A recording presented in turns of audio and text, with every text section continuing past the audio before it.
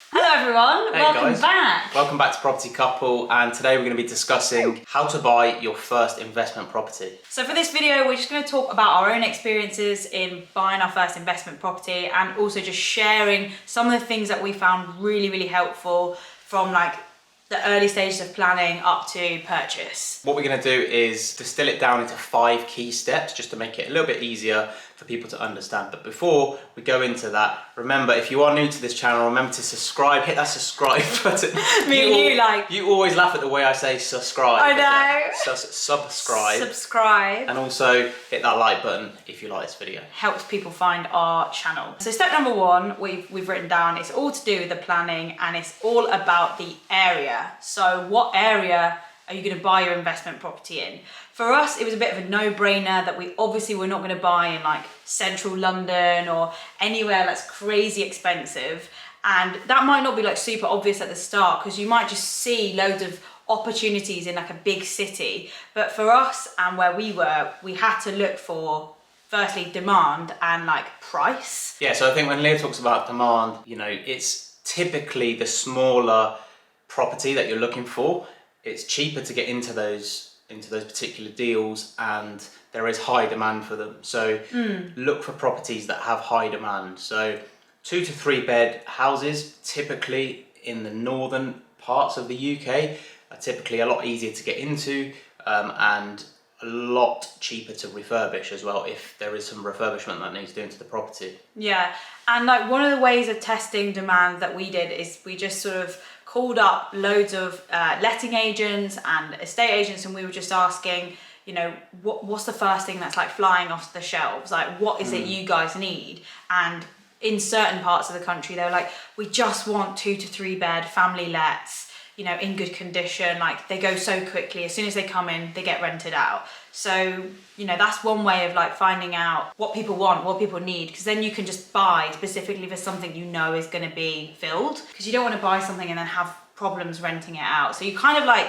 buying with the future in mind. Yeah, don't buy what you think is needed, buy what is needed. Yeah, like for instance, just as an example, in an area that we're looking in at the moment, there's a huge shortage of bungalows. So we're actually now looking to invest in bungalows and particularly like bungalow flips, because as soon as bungalows come on the market, they go straight away. And it's just such a huge opportunity there because if you think about the kind of person that's going to buy a bungalow, usually they're retired, they're a bit older, they are often cash buyers because they are selling to downsize, so they won't have a mortgage, so it doesn't slow down things. So you just want to be like thinking a bit like, who's going to buy this or who's going to rent this? Yeah, it's good advice. So the strategy there, I know we've sort of dipped into both sale and lettings, but I think for this video, we were just going to focus purely on properties to let out, like a standard family buy-to-let property, which is one of many strategies in investing. Yeah. The second step, step 2, is all about viewings and offers.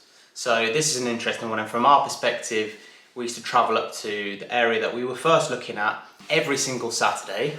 Remember, we used to drive up 5 hours up to that particular area. We used to drive up there and we used to book in advance. I'd say anywhere between 6 to 8 viewings for that particular day. Usually distressed sort of properties that need work doing to them, and we would book in advance, we would go up there, we would do our viewings, and then we would be putting in offers pretty much on the same day. If not the next, well, on the Monday, but we would know before viewing the property often what our offer would be, because for us, we'd worked out how much that property could be worth if it was in good condition. So we kind of already, again, had the end in mind. We're like buying with the end in mind, and a lot of people say in property you make money when you buy it because you're buying it often below market value. So there's obviously loads and loads of stuff to talk about that area, and we could probably do millions of videos just on that. There is, but I think we're just trying to distill it into 5 key points just to make it a bit easier to understand. Yeah, so point number 2 was purely viewings and offers. Exactly. Maybe it should be 2 points, but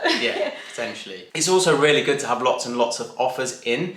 And what we did is we created a spreadsheet or a tool that actually tracked all of our offers that had gone in, if they'd been accepted or rejected. Most of the time they had been rejected, and we could then sort of reference that and go back to them. We tried to sort of have 40 live offers in at at any point, and we found that ratio meant that, you know, in fact, the bucket was always the full. bucket was like, always if it full. was a bucket of Yeah, offers. and it was still very competitive, even though we had all those offers in. Yeah. That would be our advice. Point number 3 is make sure you get a very good, now I don't want to use the word mortgage advisor. Yeah, just broker. Mortgage broker, mortgage, yeah. I think in the UK we've got like mortgage advisors, which obviously have access to so many products, but then you've got brokers that have access to even more. I don't really know how to explain this plainly, but a mortgage advisor gets their money from when they get you that product, whereas a broker gets you a product and you pay them a fee, usually £500.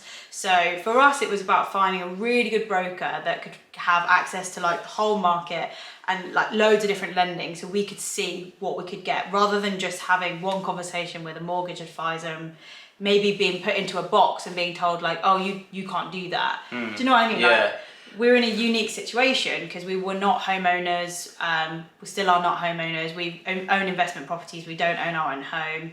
And that'll be another video. As to why. I think we already made that video, but I'll link it in the cards. And I just think like having conversations with people in that field, like your power team, quote unquote power team, is going to be really, really helpful, because then you'll know what kind of access to lending you can get, and then, you know, that will guide everything. What sort of price properties can you go looking for? So for us, that was a really big one, finding a really good broker. Yeah, definitely. And build that relationship up with them so that you're kind of ready to go. So you understand what products are available to you and what lending you can get, so that as soon as your offer is accepted, you're ready to go. You could also get like a decision in principle from a lender. So that just means that when you're doing viewings and you put in offers, your offer's more likely to be taken seriously because you've already got like your decision in principle, which basically means a lender is saying, yeah, I would give this person £100,000 tomorrow, if you know what I mean. So that's really, really helped us with getting a bit like, you know, a bit closer to offers accepted. Unfortunately, we've got a really good broker, haven't we? Unfortunately. I said fortunately. Oh, okay. Fortunately, we have got a really good broker who works so hard for us, and it's amazing. Yeah, we can't stress how important it is to have those like key people around you. Included in this point is actually the extension of the team, your power team, as Leah's referring to. Solicitor. It's always good to have a really good solicitor. Really good accountant, really good solicitor, and you know, even if you haven't bought a property yet, I think it's really good to like form these relationships before, because that's what we did. And it just meant that as soon as that first offer was accepted, it was just like activate the power teams, like switch everyone's buttons on and just be like, we're ready to go. Like, you know my financial situation, you know my accounting situation, and that's all structurally, we're all set up financially ready for what we're going to do because we have a plan.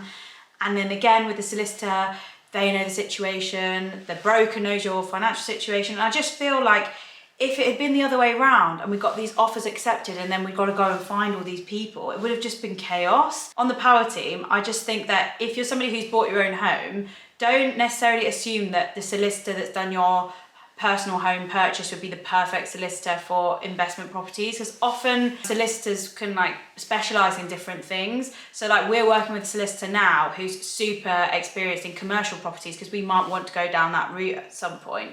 And again, your mortgage advisor / broker might be amazing at finding products for you as a homeowner, as your personal place of residence, but they might not be so good at accessing bridging finance or bridge to let products. So like just all these little other products you can get to get into a property, buy, refurbish, refinance, all these things. So it's just worth like finding new people. Get yourself on LinkedIn. I mean, I get him to do all of that. I don't have LinkedIn. So that was point number 3. Ensure that your power team or your team around you are ready to go. So let's just assume now you're at the point where you've had like 40 offers out. Hello, is that Miss Hasakis? Speaking. Yeah, I'd just like to confirm that your offer has been accepted on 134 Aubrey Terrace. Thank you.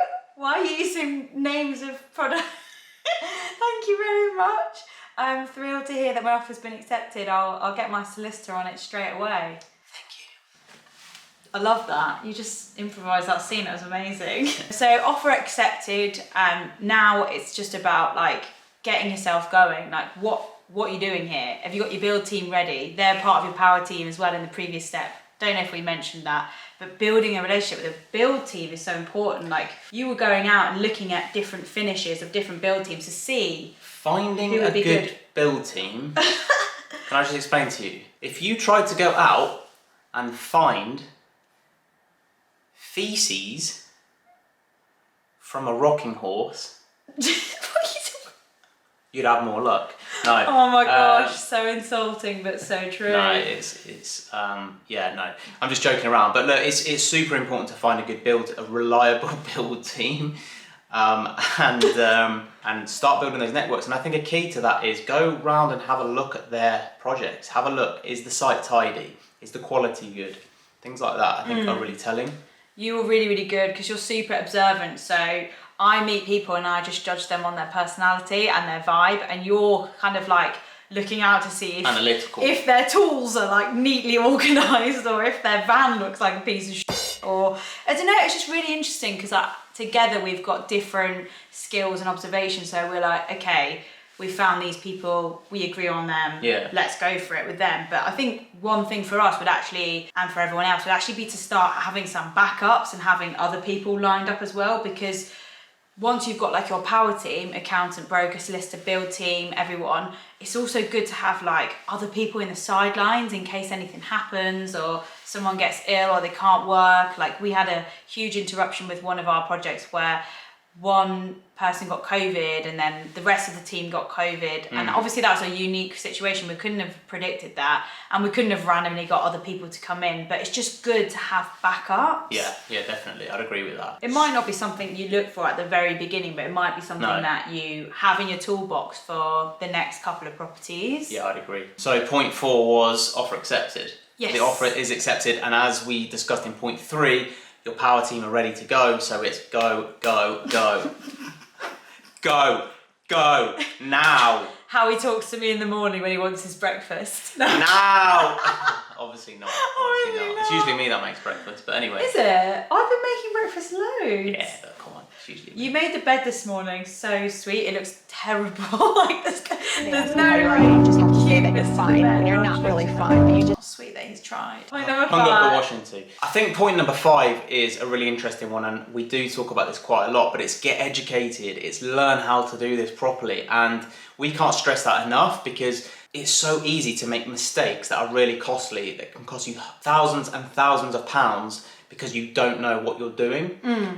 We don't sell property education, and that's not what we're trying to do. No. But we will put a link in the description for the education company that we did our education with, because we genuinely think that it's fantastic and it's great. Yeah, and we would have made more mistakes, like, if 100%. we didn't, we'd have spent more money fixing those mistakes if we didn't go and get training and learn. I just think one thing that's really funny is before we got educated, we actually were looking at like buying new builds. We thought that'd be a good investment. you remember? Like, do you remember, like, you texted me? So you know we spoke about Steph in the last video? Yeah.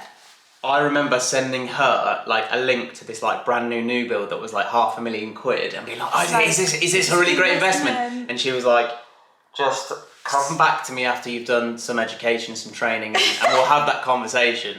And we did. I then understood.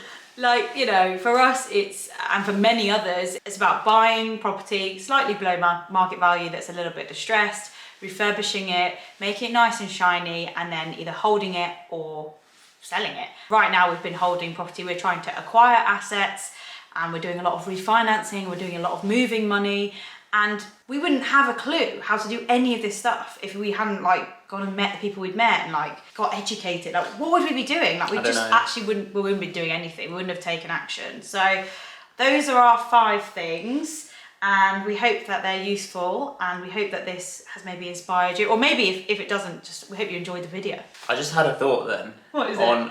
What would we be doing now if we weren't doing property? That is an interesting concept to think about. I think you'd be very sad in your old job. Maybe we do another video where we actually like pretend we're those people. I just really wonder where we'd be. Well, I mean, you'd be absolutely fine. You'd be doing what you love doing. Well, we hope you've enjoyed that video, guys. Don't forget to like and subscribe to Property Couple. We're also on Instagram if you fancy looking at pictures of our houses and faces. And mostly just pictures of our faces. It's embarrassing. Probably should get some more houses on there. Yeah. And we'll see you guys in the next one. See ya. Bye.